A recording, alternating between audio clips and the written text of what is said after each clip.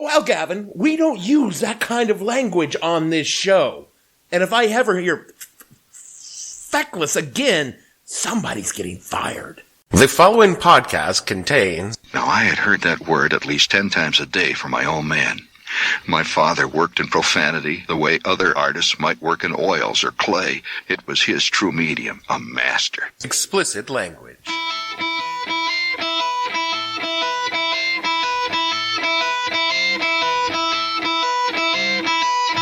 Hello and welcome to the podcast that asks a simple question.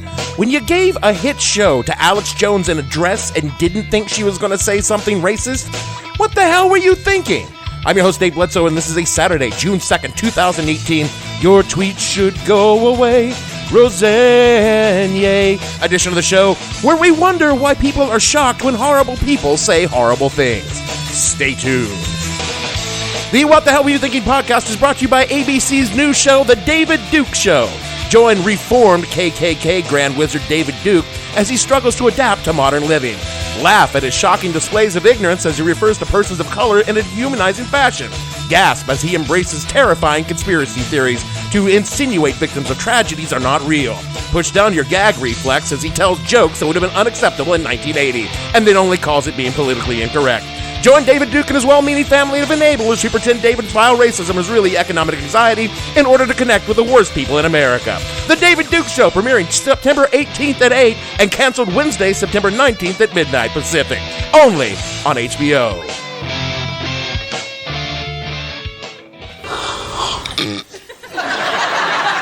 Dan, you're snoring. Wake up. What time is it? Did I miss dinner? It's 11 o'clock. We slept from Wheel to Kimmel. We missed all the shows about black and Asian families. They're just like us. There, now you're all caught up. I had a boss a few years ago who was an unrepentant asshole. He insulted his employees in front of our clients, demeaned the clients behind their back, and was good for 3 to 4 racist and or misogynist statements a day. He was not, to put too fine a point on it, scumbag, fuckface, dickhead, asshole. Yet since his job was traditionally associated with helping and being a good person, even people who knew him, bent over backwards to find ways to excuse his behavior. I heard every conceivable explanation. Oh, he's under a lot of stress, or, oh, he just doesn't know how to interact with people, since our job was primarily working with animals. And then they went all the way to saying that he was kind of on the spectrum. But do you know what spectrum he was really on? You're the big evil prick. I am a big evil prick. My boss, let's call him John, because John is a fairly generic name, and it actually is the prick's name, was not unaware of his behavior. I know he wasn't, because I told him at least once a week that he couldn't treat people the way he was treating them, and he certainly couldn't say those kinds of things in front of me. John's reaction to my not unsubtle reminders on appropriate office decorum was, Well, what are you gonna do about it? he was the boss, said if I didn't like it, I could find another job. And he knew, as well as I did, that I needed this job, and finding another one that paid what this one paid was not going to be easy, because John paid people to tolerate his shit. I was making well above market for my position because, 1, I was good at what I did, and 2, I would put up with his shit for my sins. And I did that until one day I couldn't take it anymore and decided it would be both worth losing my job and going to jail to punch him right in the fucking mouth. I flew up out of a chair in front of a room full of clients whom he was busy insulting me. Had he not scurried from the room, we both would have regretted what came next. All the clients who knew what kind of asshole that all he was, all they had to say is, wow, we're surprised it actually took you that long. You must have the patience of a saint. My point is that John was an evil, racist, misogynist, arrogant prick, and I knew he was. I made the choice to stay because the money was good until the day I couldn't take it anymore. This is not unlike what ABC Television Network, who has made a ton of money by bringing back 80s sitcom shows whose lead is an evil, racist, arrogant prick who says horrible things that everyone knew about.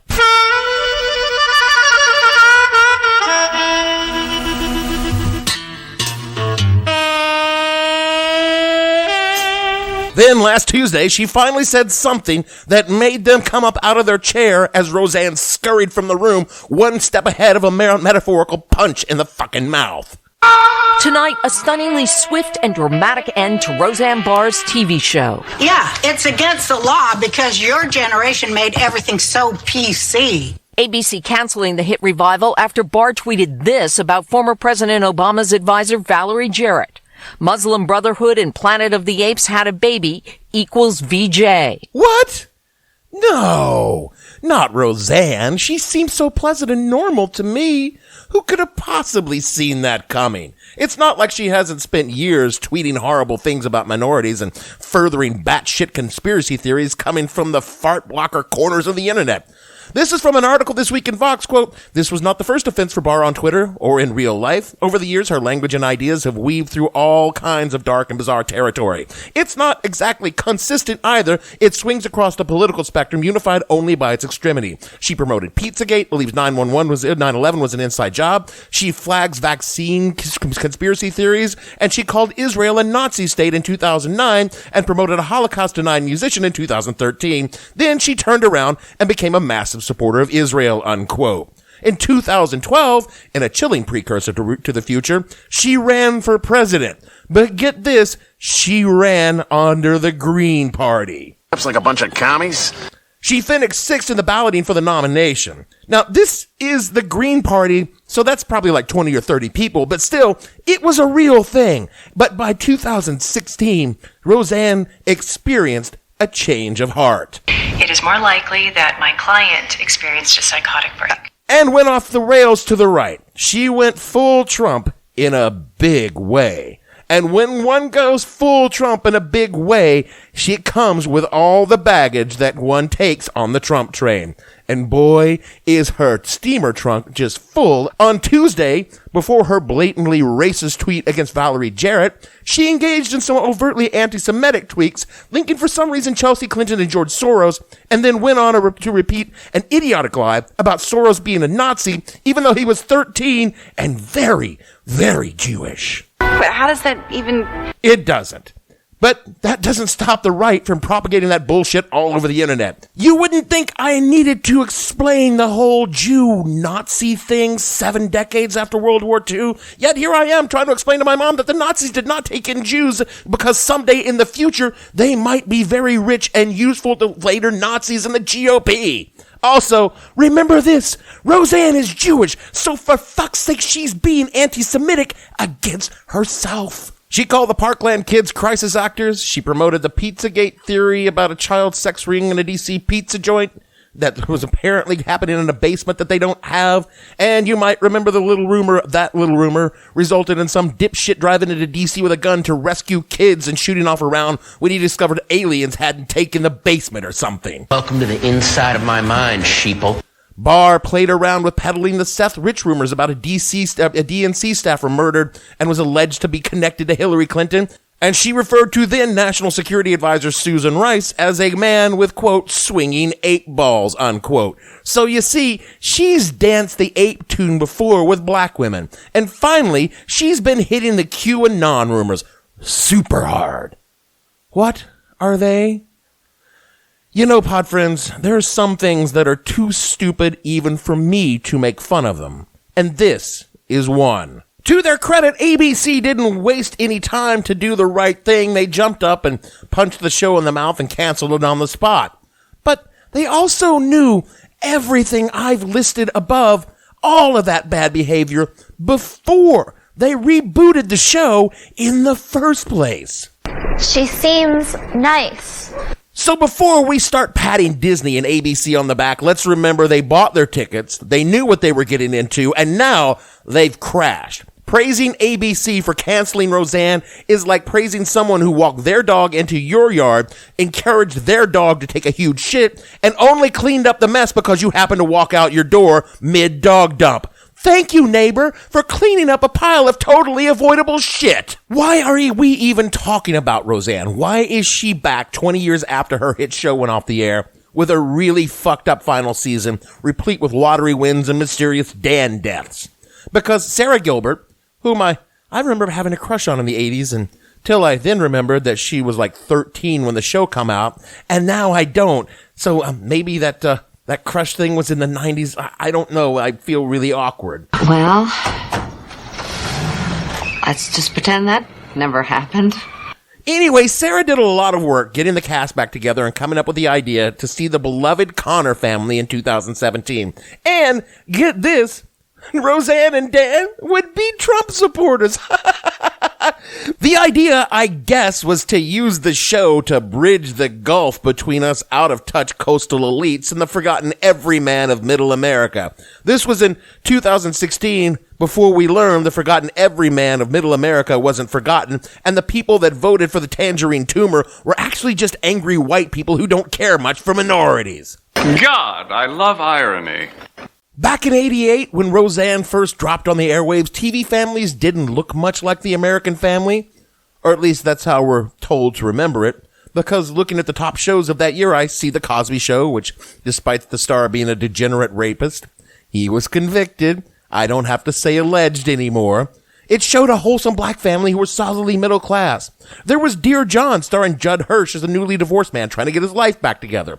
Growing Pains was a generic middle class family who lived in a generic town in a generic part of the country. The Hogan family had a frequently absent father because of work and the family trying to keep things together normal while he's gone. And the fucking Wonder Years was one of the most sappily wholesome family shows ever on TV. These shows had their problems, and they probably weren't about the working class per se, but you can't say they didn't represent the American family in the mid-1980s. What Roseanne allegedly did was show an unrepentant working class American. I guess that's the case. I don't know. I'm not sure what we had to be repentant about, nor do I recall a lot of people being embarrassed by being working class. Unlike today, when every trailer dweller is somehow convinced that they are owed their own TV show so they could be the next celebrity fuckwad millionaire. But still, she was revered for this show. Willa Paskin wrote an article in Slate last March saying, quote, Roseanne Connor was an overwhelmed working mother who called attention to all the housework she was a woman was expected to do while her husband didn't. She was fat and desired, unruly and opinionated, difficult, lovable, loved. Roseanne's feminism bled into her larger progressive politics. She was tolerant, pro-choice, friends with gay people, unbigoted. The show, which could be much darker than most sitcoms, took on harassment and domestic abuse. So I see why people remember Roseanne being this forward-thinking, feminist, progressive show that it probably was. I didn't much care for Roseanne back then because, honestly, I was none of those things. Oh, no. You're a male chauvinist, sexist pig butters. But I also remember very well that for all Roseanne Connor was these things, the put upon woman struggling to get by, Roseanne Barr was becoming incredibly rich and powerful, which good for her. I mean, she earned it. And she was also becoming increasingly strange and not a little crazy. There was, of course, the national anthem debacle where she shrieked through the song at opening a baseball game, which made people very angry at the time, but seems just fine to conservatives worried about all this Black Panther kneeling these days. The stories I recall hearing were of Roseanne, who had now achieved single name status, was of abusive bosses, prone to screaming, hiring the guys she was fucking to write for the show, and generally going full prima donna on the set. And I spent a lot of time researching for old stories to corroborate my recollections, but they're hard to come by with reliable sources. What I do know is she's written 3 largely contradictory memoirs admitting to mental illness, and certainly demonstrated over the years enough behavior to make me believe the rumors without stating emphatically that they're true. When the show hit the big time and Barr began to get serious money, Roseanne began cutting people out of her life from before her Hollywood days. Her sister Geraldine sued her for $70 million for a breach of contract suit that was thrown out. Roseanne had plastic surgery, dramatically changing her looks to appear more Hollywood. She came out with allegations of sexual abuse against her parents, then spousal abuse against Tom Arnold, along with allegations of serious substance abuse. And finally, she came forward saying that she suffered from dissociative identity disorder, also known as multiple personality disorder. Because, okay, yeah, sure, whatever, I guess she's got that. Still, a lot of people who suddenly found themselves very rich and very influential don't have mental disorders, and they act the exact same way Roseanne did when the show went huge. A lot of them have vultures descend from the past, descend in the form of their family, and a lot develop a drug habit. So I have no idea where the real Roseanne Barr and Roseanne Connor truly start to diverge. But I suspect It was in the last season of the original run when the Connors win the lottery and have all kinds of crazy adventures. From an article in The Independent from 1997, quote, "It seems Roseanne Barr now has almost $1 billion and is tired of realism and has turned to self-indulgent instead.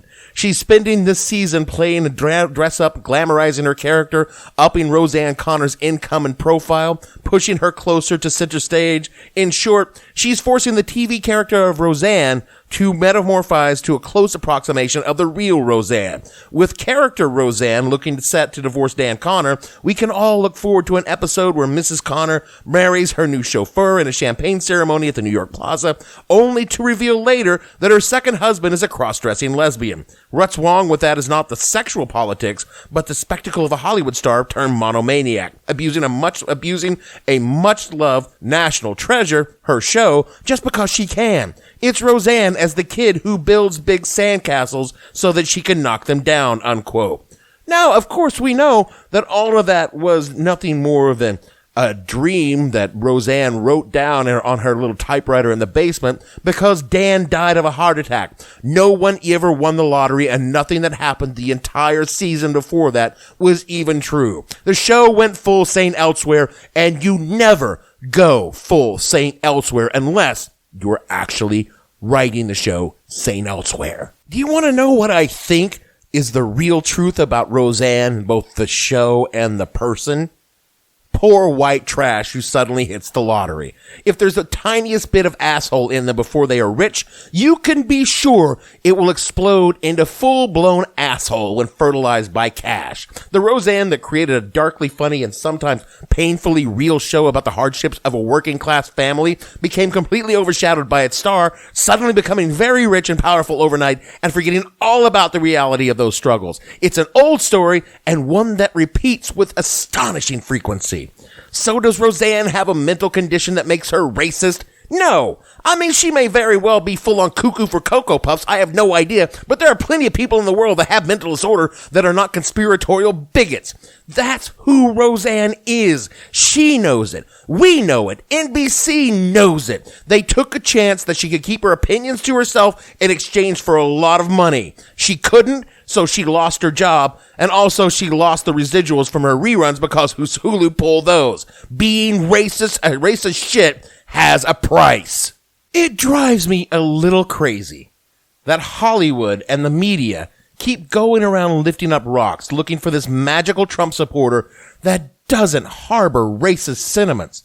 The pure form of the white working class man and woman who voted for Trump because they're worried about their job at the factory and honestly believe that he is the man to bring those jobs back. The platonic ideal of a Trump supporter who bears no ill will to the immigrant or the minority, who only wants to clean up the drugs in their town and doesn't believe the Muslims are secretly plotting to implement Sharia law in their backyard, or that Mexicans are just decent, hard-working folks looking to get a brand new start in America, just as their own family did just a generation or two ago. If we could just find these people, we could convince ourselves that America is doing okay, that we just misunderstood something about several million people who voted for an open and avowed racist who said things worse than Roseanne did all the time, and then went on to back them up with policies just as racist and draconian or worse. We know that if we can just find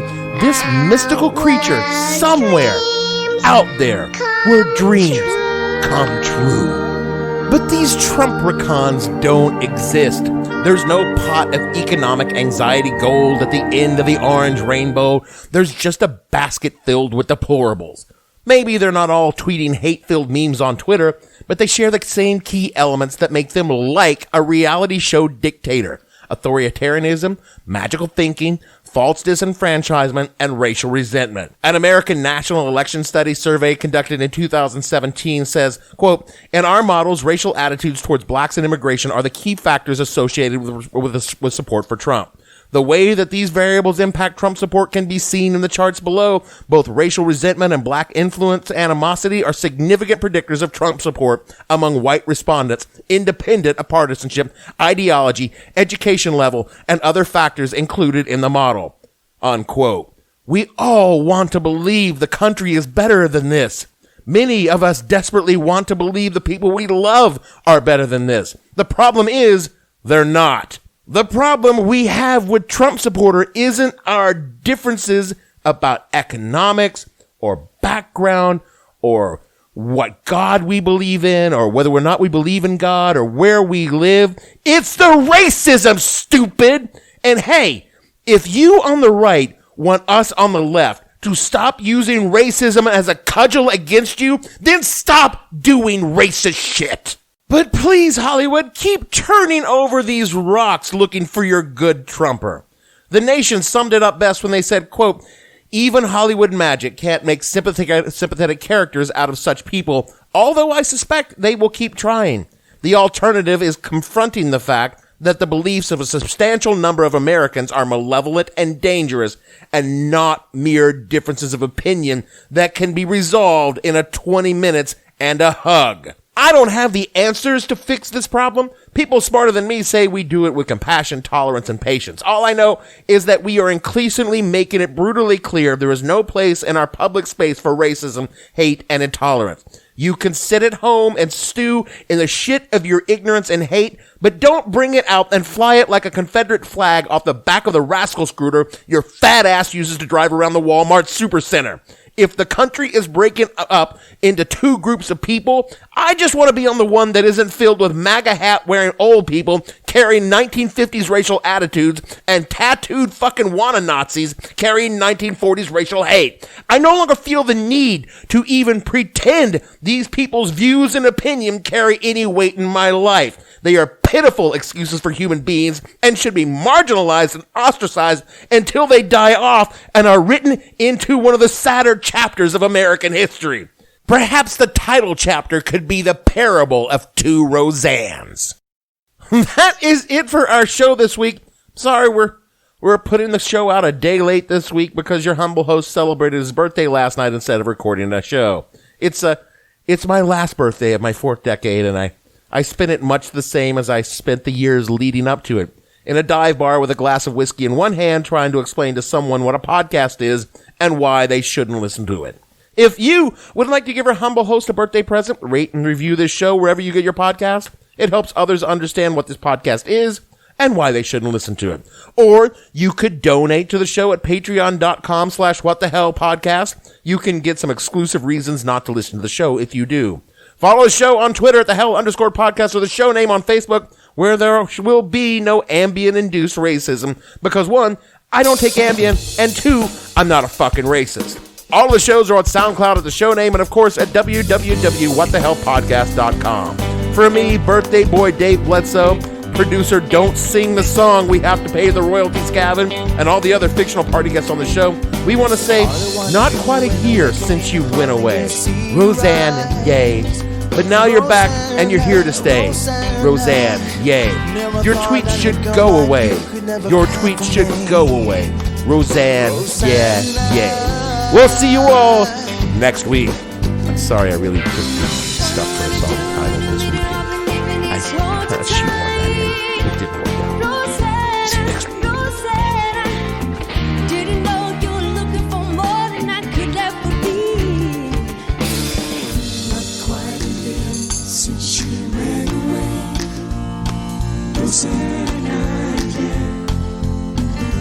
Now she's gone, and I had to say,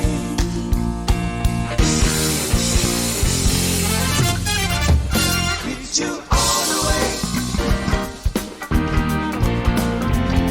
with you all the way, with you all the way, with you all the way.